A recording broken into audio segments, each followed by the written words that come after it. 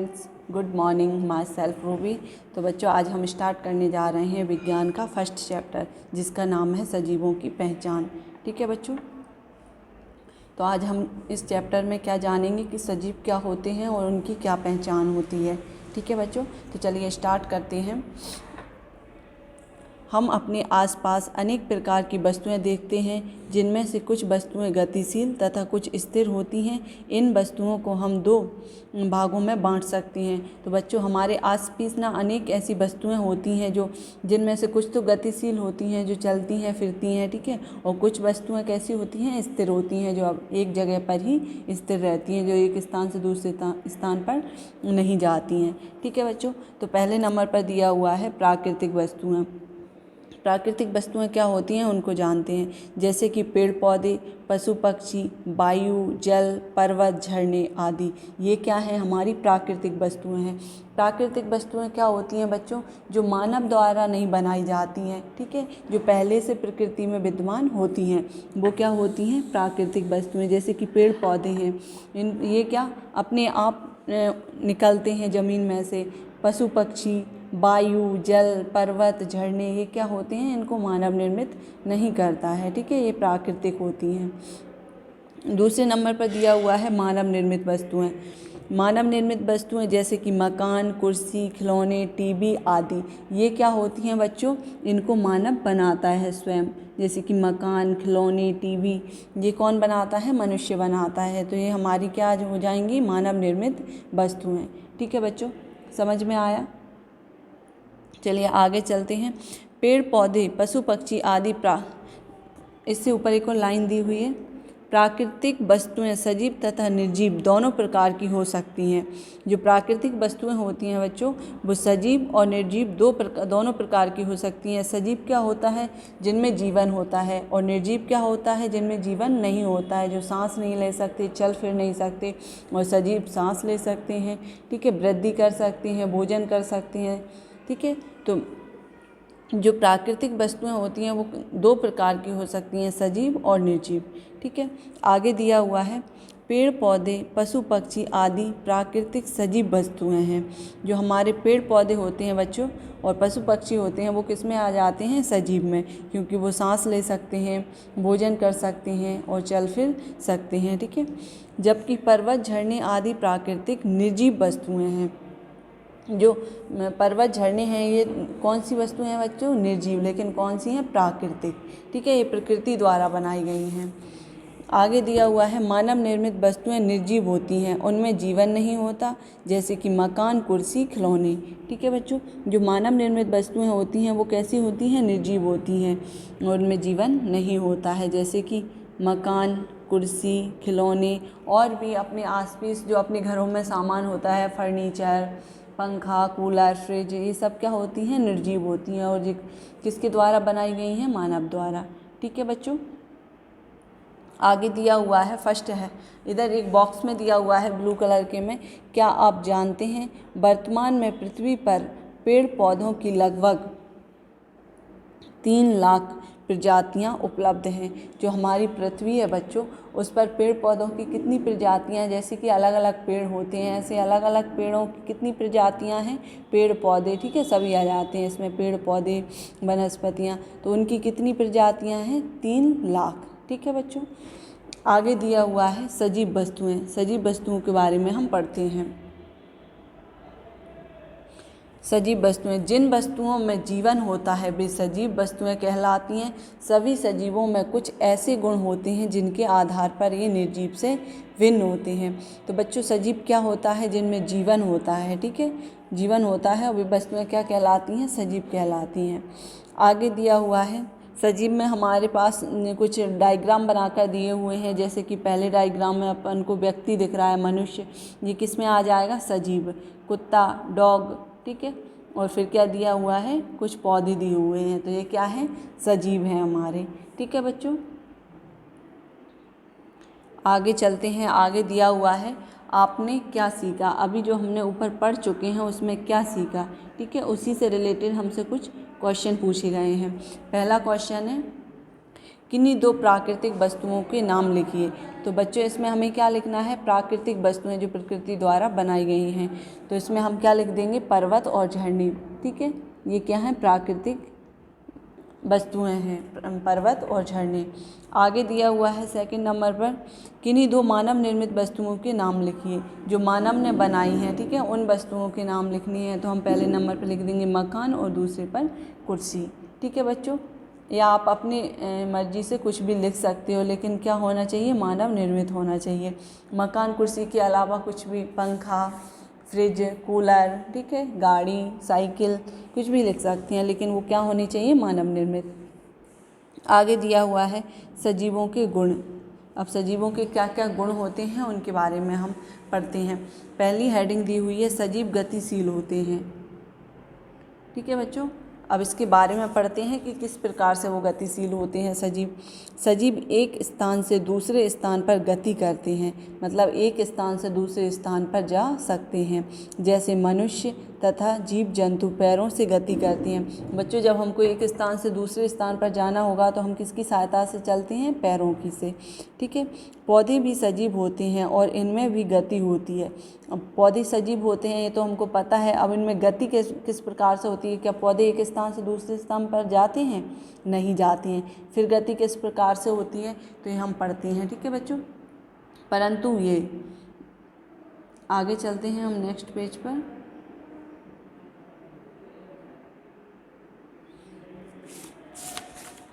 परंतु ये एक स्थान पर स्थिर रहकर अपने विभिन्न भागों से गति प्रदर्शित करती हैं, जैसे फूलों का खिलना व बंद होना, पत्तियों का मुरझाना आदि।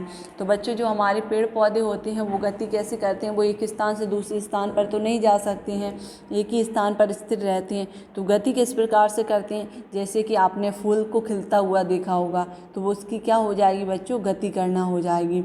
मुरझाना फूल का, ठीक है, वो भी उस पौधों की क्या हो जाती है, गति करना।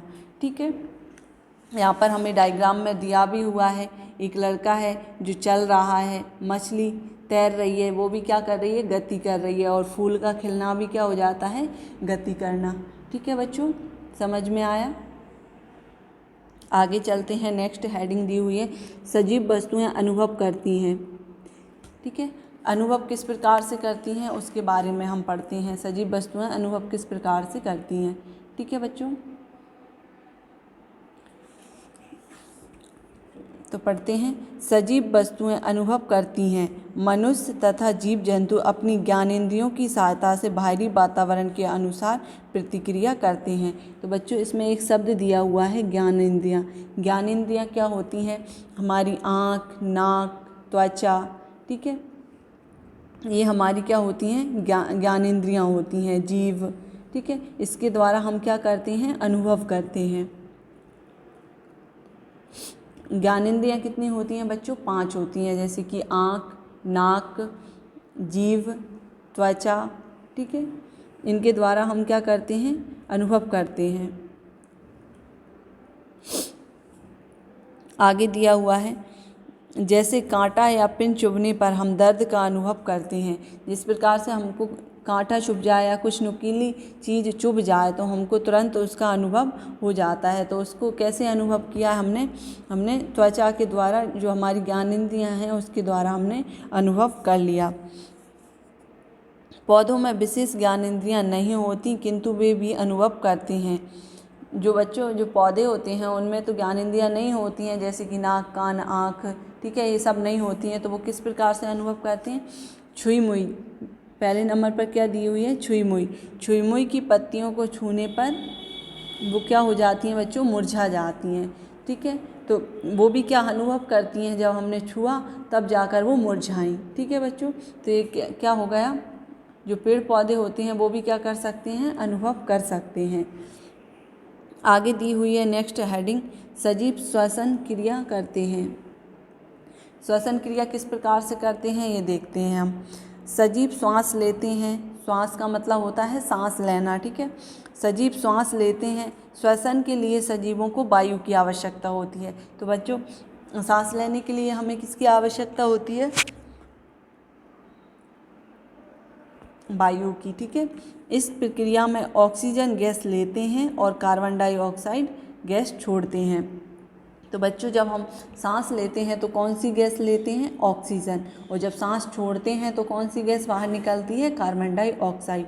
ऑक्सीजन हमें कहाँ से प्राप्त होती है? तो ऑक्सीजन हमको पेड़ पौधों से प्राप्त होती है। ठीक है, जिससे हम जीवित रहते हैं। और जो हम कार्बन डाइ छोड़ते हैं वो भी पेड़ पौधे ले लेते हैं, जिससे कि वो जीवित रहती हैं। ठीक है बच्चों, हमें जीवित रहने के लिए ऑक्सीजन की आवश्यकता होती है और पेड़ पौधों को जीवित रहने के लिए कार्बन डाइऑक्साइड की आवश्यकता होती है। ठीक है बच्चों, समझ में आया? आगे दिया हुआ है श्वसन क्रिया के लिए भिन्न भिन्न सजीवों में भिन्न भिन्न अंग होते हैं। जैसे मनुष्य फेफड़ों से, मनुष्य सांस कहाँ से लेता है बच्चों? फेफड़ों से। मछलियाँ गलफड़ों से, मछलियाँ होती हैं जो वो कहाँ से सांस लेती हैं? जो यहाँ पर इनको गलफड़े होते हैं बच्चों, यहाँ से सांस लेती हैं वो। और पेड़ पौधे पत्तियों में स्थित सूक्ष्म रंध्रों से श्वसन करते हैं। तो बच्चों जो पेड़ पौधे होते हैं वो किससे करते हैं? उनकी पत्तियों में छोटी छोटी लाइंस बनी होती हैं, धारियाँ, उनको क्या कहते हैं? रंध्र बोलते हैं। उनसे ही वो श्वसन लेते हैं या फिर सांस लेते हैं। ठीक है बच्चों, समझ में आया? आगे चलते हैं नेक्स्ट पेज पर। नेक्स्ट पेज पर हेडिंग दी हुई है सजीव जल तथा भोजन ग्रहण करते हैं। ठीक है, नेक्स्ट हेडिंग क्या है? सजीव भोजन तथा जल ग्रहण करते हैं। तो किस प्रकार से करते हैं पढ़ते हैं हम। सजीव वस्तुएं जल तथा भोजन ग्रहण करती हैं। भोजन से इन्हें कार्य करने के लिए ऊर्जा प्राप्त होती है। तो बच्चों जो सजीव वस्तुएं होती हैं वो क्या ग्रहण करती हैं? जल और भोजन। और भोजन क्यों करती हैं? क्योंकि उन्हें कार्य करने के लिए ऊर्जा की आवश्यकता होती है। ठीक है, पेड़ पौधे सूर्य के प्रकाश में वायु और जल की सहायता से अपना भोजन स्वयं बनाते हैं। तो जो पेड़ पौधे होते हैं बच्चों वो किसकी सहायता से? सूर्य के प्रकाश में वायु और जल की सहायता से अपना भोजन स्वयं बनाते हैं वो। ठीक है, और हम जो जीव जंतु और मनुष्य होते हैं वो पेड़ पौधों पर निर्भर रहते हैं। ठीक है, अपने भोजन के लिए। और जो पेड़ पौधे होते हैं वो अपना भोजन स्वयं बनाते हैं। ठीक है, आगे दिया हुआ है मनुष्य तथा अन्य जंतु अपने भोजन के लिए प्रत्यक्ष अथवा परोक्ष रूप से पेड़ पौधों पर निर्भर होते हैं। तो जो प्रत्यक्ष होता है बच्चों और परोक्ष। प्रत्यक्ष मतलब प्रत्यक्ष मीन्स होता है कि वो प्रत्यक्ष रूप से पेड़ पौधों पर निर्भर होते हैं। ठीक है, परोक्ष रूप से भी पेड़ पौधों पर निर्भर होते हैं। ठीक है, प्रत्यक्ष वो होता है जो हमें हमारे सामने दिखाई देता है, और परोक्ष जो होता है जो हमें दिखाई नहीं देता है। ठीक है, तो जैसे कि हम पेड़ पौधों से गेहूँ, चावल और भी विभिन्न प्रकार की जो भी हमारी खाने की सामग्री होती हैं वो कहाँ से प्राप्त करते हैं? पेड़ पौधों से। ठीक है, और कुछ ऐसी सामान रहता है हमारे पास जो हमको लगता नहीं है कि ये पेड़ पौधों से प्राप्त हुआ है, लेकिन वो कहाँ से होता है? पेड़ पौधों से। तो वो परोक्ष रूप से भी वो हमें कहाँ से मिलता है? जो हमको दिखाई नहीं दे रहा है। प्रत्यक्ष जो होता है जो हमें सामने बिल्कुल हमें हमारे दिखाई दे रहा है। जैसे कि हम गेहूँ कहाँ से पेड़ पौधों से प्राप्त करते हैं, चावल, तो वो तो हमको दिखाई दे रहा है। लेकिन कुछ ऐसी सामग्री होती है जो हमारे पास कुछ पिसी हुई होती है जो हमको पता नहीं रहता है कि किस चीज़ से बनी हुई है। ठीक है बच्चों, तो वो क्या हो जाती है? परोक्ष रूप से पेड़ पौधों से ही हमको प्राप्त होती है। ठीक है बच्चों, समझ में आया? आगे दी हुई है नेक्स्ट हेडिंग सजीव वस्तुएं प्रजनन करती हैं। तो प्रजनन करना क्या होता है ये पढ़ते हैं हम इसमें। सजीव वस्तुएं अपनी प्रजाति को अस्तित्व में बनाए रखने के लिए अपने जैसे जीव उत्पन्न करती हैं। जैसे स्त्री शिशु को जन्म देती है, गाय बछड़े को जन्म देती है तथा बीज से नए पौधे का जन्म होता है। यह क्रिया प्रजनन कहलाती है। तो बच्चों गाय को बछड़ा होना, एक स्त्री के शिशु का होना, बच्चे का होना और बीज से पौधे का बनना, ये सब क्या हो जाती हैं? प्रजनन हो जाती हैं। ठीक है, आगे चलते हैं। नेक्स्ट हेडिंग दी हुई है सजीव वृद्धि करते हैं। ठीक है बच्चों, तो सजीव वृद्धि किस प्रकार से करते हैं ये हम पढ़ते हैं। सजीवों में समय के साथ साथ वृद्धि होती है।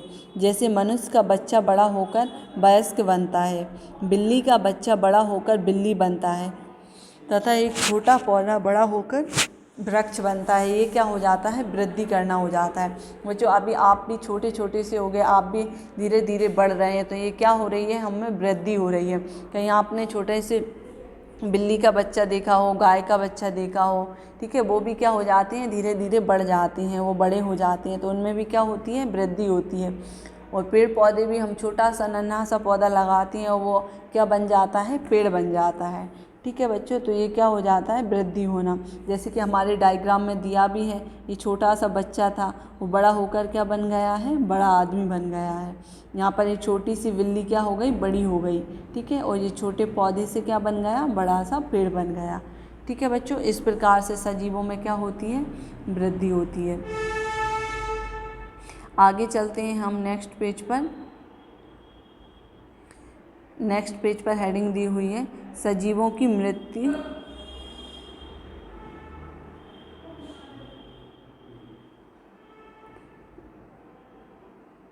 नेक्स्ट हेडिंग दी हुई है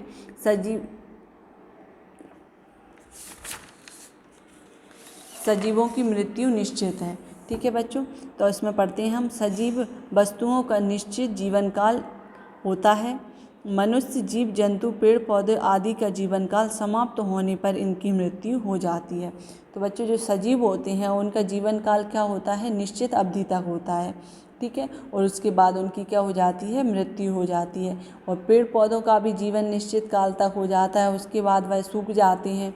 ठीक है, और उनका भी जीवन क्या हो जाता है, समाप्त हो जाता है। ठीक है बच्चों, तो इसमें क्या हो जाता है, सजीवों की जो मृत्यु हो जाती है, मृत्यु होती है वो भी निश्चित होती है। ठीक है, एक दिन हम भी बड़े होकर, बुजुर्ग होकर हमारी भी क्या हो जाएगी, मृत्यु हो जाएगी। ठीक है बच्चों, समझ में आया। आगे दिया हुआ है, आपने क्या सीखा। अभी तक हम जो पढ़ चुके हैं उसमें क्या सीखा, उससे रिलेटेड हमसे कुछ क्वेश्चन पूछे हैं। तो पहला क्वेश्चन है, किस वृक्ष की पत्तियां छूने पर मुरझा जाती हैं। तो बच्चों अभी हमने पिछले जो पेज था उसमें पढ़ा था, छुई-मुई वृक्ष होता है, उसकी पत्तियां क्या होती हैं, छूने पर मुरझा जाती हैं। ठीक है, तो इसका आंसर क्या हो जाएगा, छुई-मुई। दूसरा क्वेश्चन दिया हुआ है, पेड़ पौधे वातावरण को कैसा बनाते हैं। जो पेड़ पौधे होते हैं वो हमारे वातावरण को कैसा बनाते हैं बच्चों, स्वच्छ बनाते हैं। ठीक है, तो इसका आंसर क्या हो जाएगा, स्वच्छ। आगे दिया हुआ है, पौधे और जंतु दोनों सजीव होते हैं लेकिन उनमें कुछ भिन्नताएं भी होती हैं। तो जो हमारे पौधे होते हैं और जंतु होते हैं वो क्या होते हैं, सजीव होते हैं, लेकिन उनमें कुछ भिन्नताएं होती हैं, वो अलग अलग होते हैं। तो किस प्रकार से होते हैं, ये हम डिफरेंस करके पढ़ते हैं। तो पहला दिया हुआ है पौधे और दूसरे नंबर पर दिया हुआ है जंतु। पौधे में पढ़ते हैं हम, पौधे एक स्थान से दूसरे स्थान पर नहीं आ जा सकते। ठीक है, जो पौधे होते हैं वो एक स्थान से दूसरे स्थान पर नहीं आ जा सकते। ठीक है, वो एक ही जगह पर क्या रहते हैं, स्थिर रहते हैं। और जो जंतु होते हैं, जंतु एक स्थान से दूसरे स्थान पर आ जा सकते हैं। ठीक है, जैसे कि मनुष्य होता है, मनुष्य एक स्थान से दूसरे स्थान पर जा सकता है। जीव जंतु भी, क्योंकि वो उनके पैर होते हैं, वो चल सकते हैं। ठीक है, तो वो भी एक स्थान से दूसरे स्थान पर आ जा सकते हैं। दूसरा दिया हुआ है, पौधों में पौधे अपना भोजन स्वयं बनाते हैं। जो पौधे होते हैं वो अपना भोजन स्वयं बनाते हैं सूर्य के प्रकाश और पानी से। ठीक है, सूर्य के प्रकाश में, वायु और पानी से वो अपना भोजन बनाते हैं। और जंतु अपना भोजन स्वयं नहीं बना सकते। जो जंतु होते हैं बच्चों, वो अपना भोजन स्वयं नहीं बनाते हैं, वो दूसरों पर डिपेंड रहते हैं। जैसे कि जो पशु पक्षी होते हैं वो दूसरे पशु पक्षियों को खाकर या फिर पेड़ पौधों को खाकर जीवित रहती हैं। मनुष्य भी पेड़ पौधों पर निर्भर होता है। ठीक है बच्चों, इस प्रकार से जंतु होते हैं वो अपना भोजन स्वयं नहीं बनाते हैं। तीसरा पॉइंट दिया हुआ है, पौधों में श्वसन के लिए कोई विशेष अंग नहीं होता है। जो पौधे होते हैं उनको सांस लेने के लिए कोई विशेष अंग नहीं होता है। ठीक है बच्चों, जो पत्तियों में रंध्र वगैरह होते हैं उनसे वो सांस लेते हैं। जबकि जंतुओं में दिया है, जंतुओं में श्वसन के लिए विशेष अंग होते हैं। ठीक है बच्चों, जैसे कि मनुष्य फेफड़ों से श्वसन लेता है, मछली गलफड़ों से, केंचुआ अपनी त्वचा से। ठीक है, आगे दिया हुआ है 4th नंबर पर, पौधों में संवेदी अंग नहीं होता है। संवेदी अंग क्या होते हैं बच्चों, आँख, नाक, जीभ, कान, त्वचा, ये हमारे क्या होते हैं, संवेदी अंग होते हैं। आगे दिया हुआ है जंतुओं में संवेदी अंग,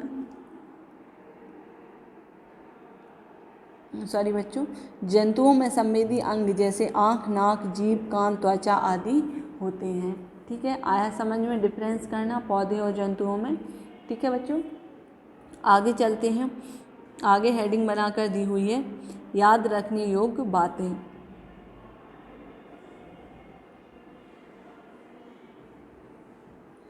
आगे पहला पॉइंट दिया हुआ है वस्तुएं दो प्रकार की होती हैं, प्राकृतिक वस्तुएं तथा मानव निर्मित वस्तुएं।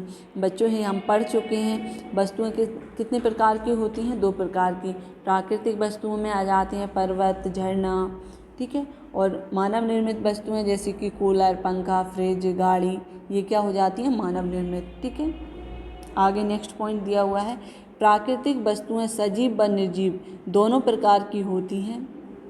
जो प्राकृतिक वस्तुएं होती हैं बच्चों, वो सजीव भी होती हैं और निर्जीव भी होती हैं। ठीक है, सजीव में, निर्जीव में क्या आ जाएगा, जैसे कि पहाड़, ठीक है, झरने, ये क्या हो जाती हैं, प्राकृतिक निर्जीव वस्तुएं। और पेड़ पौधे, जीव जंतु, ये क्या हो जाती हैं, प्राकृतिक सजीव वस्तुएं। आगे दिया हुआ है नेक्स्ट पॉइंट सजीवों में गति, वृद्धि, अनुभव, श्वसन, प्रजनन आदि गुण पाए जाते हैं। जो सजीव होते हैं बच्चों, वो गति भी कर सकते हैं, वृद्धि कर सकते हैं, अनुभव कर सकते हैं, ठीक है, और प्रजनन आदि गुण पाए जाते हैं। आगे दिया हुआ है नेक्स्ट पॉइंट सजीव वस्तुओं का जीवन काल एक निश्चित अवधि का होता है। जो सजीव होते हैं बच्चों, वो एक निश्चित समय के बाद उनकी क्या हो जाती है, मृत्यु हो जाती है। आगे दिया हुआ है नेक्स्ट पॉइंट मनुष्य तथा जीव जंतु प्रत्यक्ष अथवा परोक्ष रूप से पेड़ पौधों पर निर्भर होते हैं। तो जो मनुष्य और जीव जंतु होते हैं बच्चों, वो प्रत्यक्ष और अप्रत्यक्ष रूप से किस पर निर्भर होते हैं, पेड़ पौधों पर। ठीक है, समझ में आया। आगे चलते हैं नेक्स्ट पेज पर। नेक्स्ट पेज पर दिया हुआ है अभ्यास। ठीक है, कुछ अभ्यास प्रश्न दिए हुए हैं जिनको हम सॉल्व करते हैं।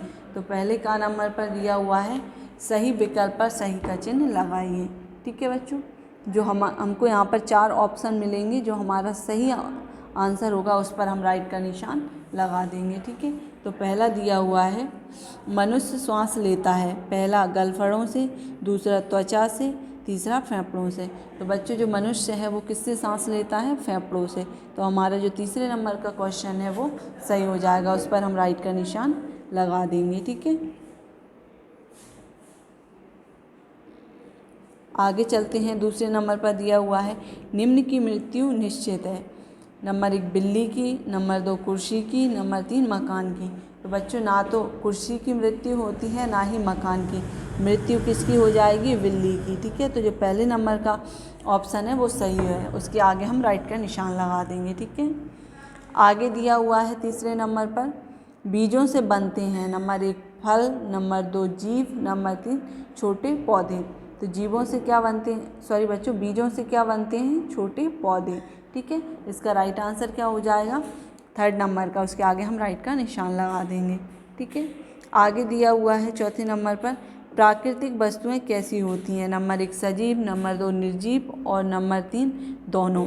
तो जो प्राकृतिक वस्तुएं होती हैं बच्चों वो कैसी होती हैं, सजीव और निर्जीव दोनों। तो हमारा जो तीसरे नंबर का ऑप्शन है वो सही हो जाएगा, उसके आगे हम राइट का निशान लगा देंगे। ठीक है, आगे दिया हुआ है पाँचवें नंबर पर मकान क्या है, प्राकृतिक वस्तु, मानव निर्मित वस्तु या इनमें से कोई नहीं। तो जो मकान है बच्चों वो मानव निर्मित वस्तु है, उसको क्या कौन बनाता है, मानव। तो जो सेकंड नंबर का ऑप्शन है वो हमारा सही हो जाएगा। ठीक है, आगे दिया हुआ है ख नंबर पर उचित शब्द चुनकर रिक्त स्थानों की पूर्ति कीजिए।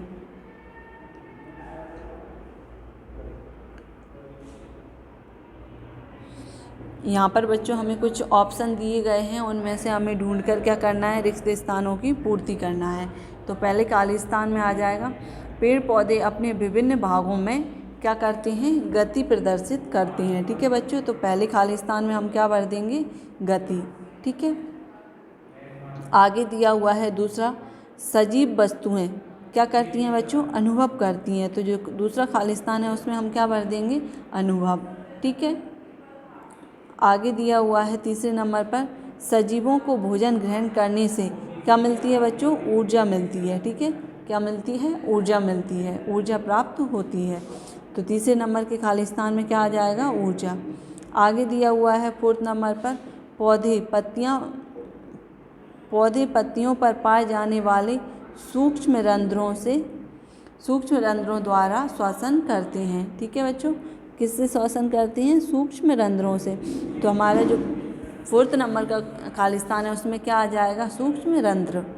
ठीक है, आगे चलते हैं पाँचवें नंबर पर, सजीवों में समय के साथ साथ वृद्धि होती है। ठीक है बच्चों, जो सजीव होते हैं उनमें समय के साथ साथ क्या हो जाती है, वृद्धि होती है। यही हमारे खालिस्तान कंप्लीट होते हैं। आगे दिया हुआ है ग नंबर पर, सही कथन के सामने सही का तथा गलत कथन के सामने गलत का चिन्ह लगाइए। तो इसमें बच्चों पहला दिया हुआ है, टीबी एक सजीव वस्तु है। तो क्या बच्चों, टीबी सजीव वस्तु है, क्या वो सांस लेती है, क्या वो भोजन करती है, नहीं।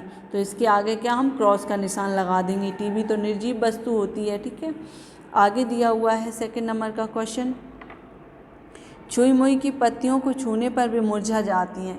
तो जो छुई मुई वृक्ष होता है बच्चों, उसकी पत्तियों को जब हम छूते हैं, टच करते हैं, तो वे क्या हो जाती हैं, मुरझा जाती हैं। तो इसके आगे राइट का निशान लगा देंगे। तीसरे नंबर पर दिया हुआ है, सजीव वस्तुओं का जीवन काल एक निश्चित अवधि का ही होता है। तो जो सजीव वस्तुएं होती हैं बच्चों, उनका जीवन काल निश्चित समय का ही होता है और वो एक निश्चित समय के बाद या अवधि के बाद ख़त्म हो जाते हैं। आगे दिया हुआ है फोर्थ नंबर पर, सजीव वस्तुएं भोजन ग्रहण करती हैं। तो जो सजीव होते हैं वो बच्चों क्या करते हैं, भोजन ग्रहण करती हैं। तो इसके आगे भी हम क्या लगा देंगे, राइट का निशान। पाँचवें नंबर पर दिया हुआ है, सजीवों की मृत्यु निश्चित होती है। तो जो सजीव होते हैं बच्चों, उनकी मृत्यु क्या होती है, निश्चित होती है। ठीक है, ये हमारे क्या सही और गलत कंप्लीट होते हैं। आगे दिया हुआ है, नेक्स्ट पेज पर चलते हैं, निम्नलिखित प्रश्नों के उत्तर दीजिए। तो यहाँ पर बच्चों हमको कुछ प्रश्न और उत्तर दिए हुए हैं जिनके हमें क्या देना है, उत्तर देना है। ठीक है, तो पहला प्रश्न है, प्राकृतिक वस्तुएं कितने प्रकार की होती हैं, प्रत्येक के उदाहरण लिखिए। तो इसका उत्तर होगा बच्चों, प्राकृतिक वस्तुएं दो प्रकार की होती हैं। नंबर एक, सजीव वस्तुएं जैसे पेड़ पौधे पशु पक्षी। ठीक है बच्चों, प्राकृतिक वस्तुएं कितने प्रकार की होती हैं, दो प्रकार की। पहले नंबर पे आ जाएगा सजीव वस्तुएं, सजीव वस्तुओं में आ जाएगा जैसे कि पेड़ पौधे और पशु पक्षी आदि। दूसरे नंबर पर दिया हुआ है निर्जीव वस्तुएं, निर्जीव वस्तुओं में क्या आ जाएगा, पर्वत झरने आदि। ठीक है बच्चों, ये हमारे क्वेश्चन नंबर पहले का आंसर है। दूसरा प्रश्न दिया हुआ है, मानव निर्मित 5 वस्तुओं के नाम लिखिए। मतलब जो मानव ने बनाई हैं उन वस्तुओं के नाम लिखना है। तो उत्तर होगा इसका, मानव निर्मित 5 वस्तुओं के नाम निम्न हैं। नंबर 1, मकान, कुर्सी, मेज, पंखा, खिलौने आदि। ठीक है बच्चों, समझ में आया। आगे दिया हुआ है तीसरे नंबर का क्वेश्चन, मानव निर्मित वस्तुएं कैसी होती हैं। तो इसका उत्तर होगा, मानव निर्मित वस्तुएं निर्जीव होती हैं, उनमें जीवन नहीं होता है। तो जो मानव बनाता है वस्तुएं वो कैसी होती हैं बच्चों, निर्जीव होती हैं, उनमें जीवन नहीं होता है। आगे दिया हुआ है फोर्थ नंबर का क्वेश्चन, सजीव वस्तुओं के 4 गुण लिखिए। तो इसका उत्तर होगा, सजीव वस्तुओं के 4 गुण निम्न हैं। नंबर 1, सजीव गतिशील होते हैं, वो गति कर सकते हैं, एक स्थान से दूसरे स्थान पर जा सकते हैं। ठीक है बच्चों, चल फिर सकते हैं। दूसरा पॉइंट होगा, सजीव वस्तुएं अनुभव करती हैं। सजीव वस्तुएं बच्चों अनुभव करती हैं, जब हम किसी चीज़ को छूते हैं या हमारे कांटा चुभता है तो उससे हमें पता चल जाता है। ठीक है, तो फूलों को खिलना मुरझाना, ठीक है, ये भी क्या हो जाता है, वो गति करना हो जाता है। छुई मुई को छूते हैं हम तो वो मुरझा जाती है, वो भी क्या हो जाता है, अनुभव करना। सजीव वृद्धि करते हैं। ठीक है बच्चों, नेक्स्ट पॉइंट दिया हुआ है थर्ड नंबर का, सजीव क्या करते हैं, वृद्धि करते हैं। फोर्थ नंबर पर लिखेंगे हम, सजीव जल तथा भोजन ग्रहण करते हैं। ठीक है बच्चों, इस प्रकार से सजीवों के 4 गुण हो जाते हैं। आगे दिया हुआ है 5वें नंबर का क्वेश्चन, प्रजनन किसे कहते हैं। तो इसका उत्तर होगा गाय बछड़े को जन्म देती है तथा नए पौधे का जन्म होता है, यह क्रिया प्रजनन कहलाती है। तो बच्चों यहाँ पर तथा के बाद क्या लिखेंगे, हम बीज लिखेंगे, बीज लिखना भूल गए हैं, ठीक है।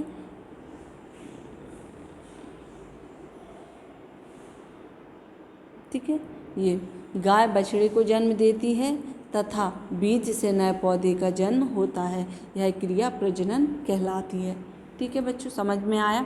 इसमें ये जरूर लिख लेना है, गाय बछड़े को जन्म देती है तथा बीज, तथा के बाद बीज लिखेंगे, बीज से नए पौधे का जन्म होता है, यह क्रिया क्या कहलाती है, प्रजनन कहलाती है। इसी क्वेश्चन के साथ हमारा ये चैप्टर कंप्लीट होता है बच्चों।